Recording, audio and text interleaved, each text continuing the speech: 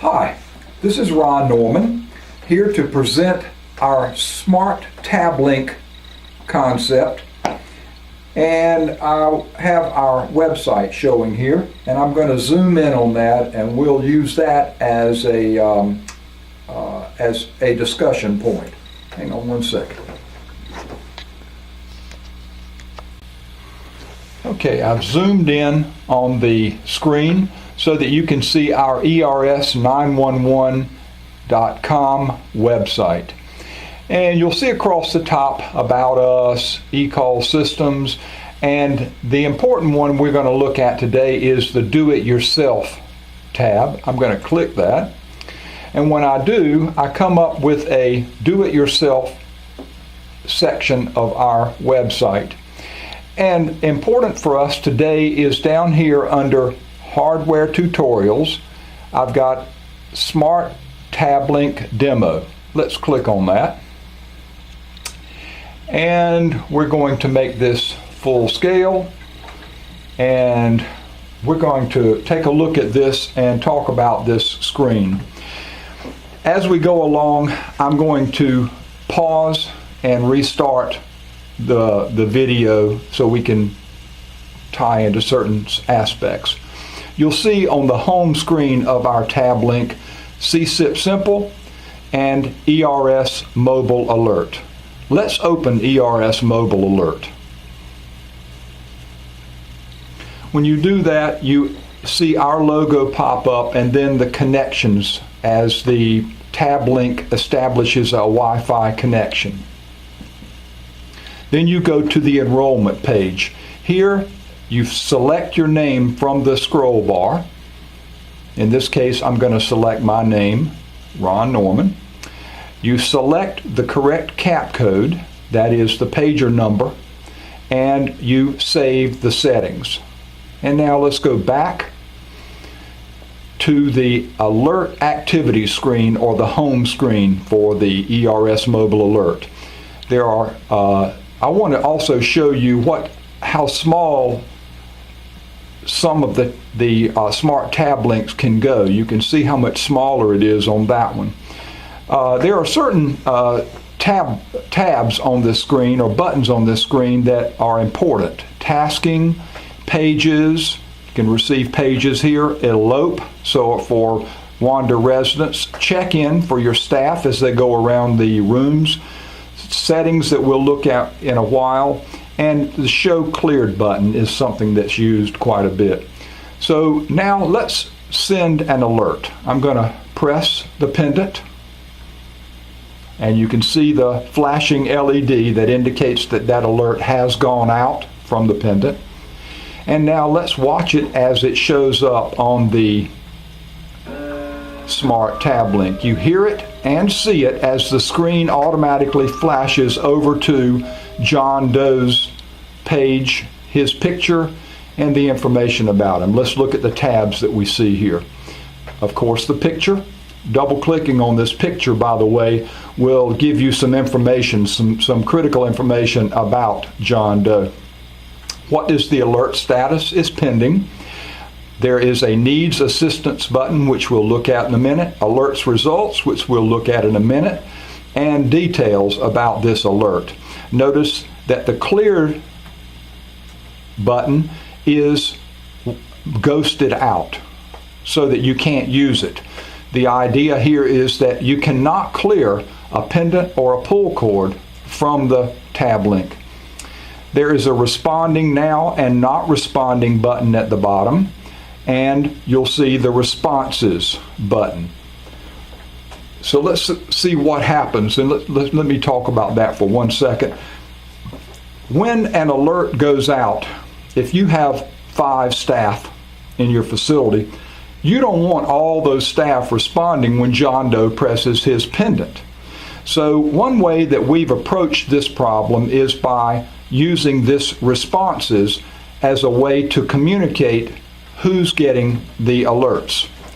So let's press now the Responses button, and we see that there are 3 staff members that have tablets at the moment. None of them have said they're going to respond. Bill, Ron, and Mike all have not said anything about what they're going to do about John Doe's pendant. So let's press back. And now I, Ron Norman, am going to respond. I'm going to indicate that I'm going to take care of this alert. Now you see that I've gone green, so that when anyone else, Mike or Bill, goes on their tablet, they will see that my name is green. Not only that, if they go back and back to the home screen, they'll see that indeed there's a green check mark indicating that somebody is taking care of that alert.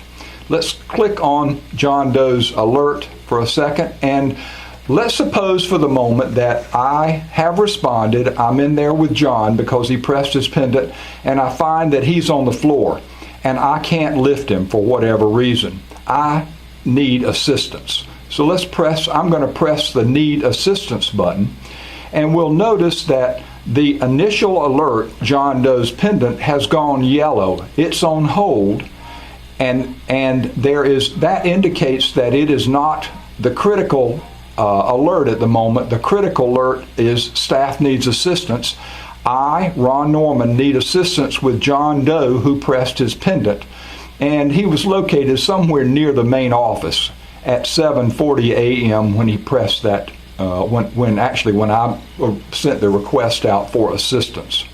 All right, now notice that at the bottom down there, you'll see that clear is not ghosted out for this alert, because the only way to clear this is by pressing clear.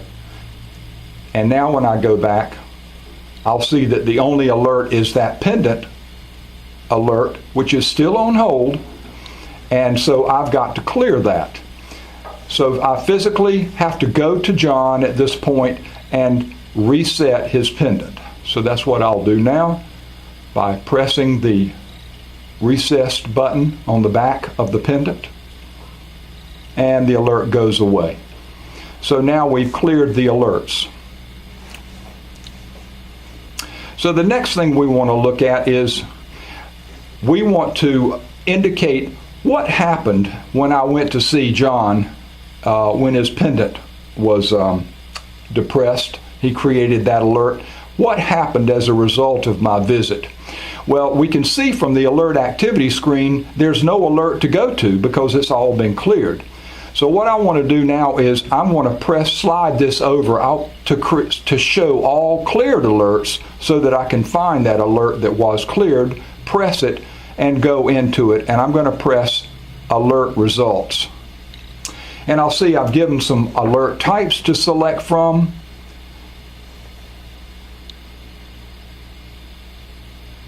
I just pick any one of those. And there is an alert results option. The alert results are user definable. Also, there's a section for entering notes.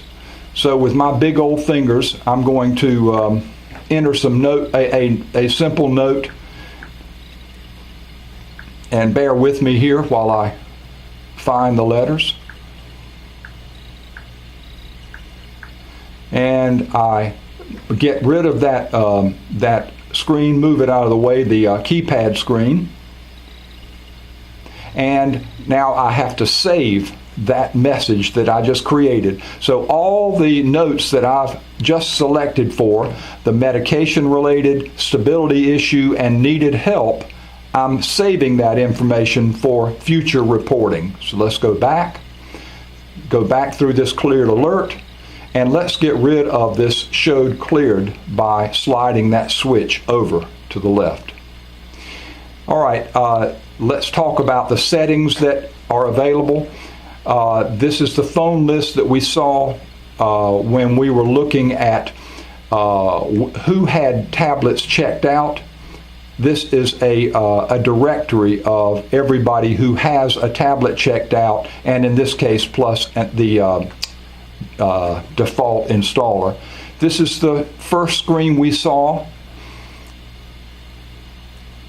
Here are system settings that are set up the very first time that this tab link is worked with. Here are the network connections, and here we can also quit the entire application. So now we go back to the main screen.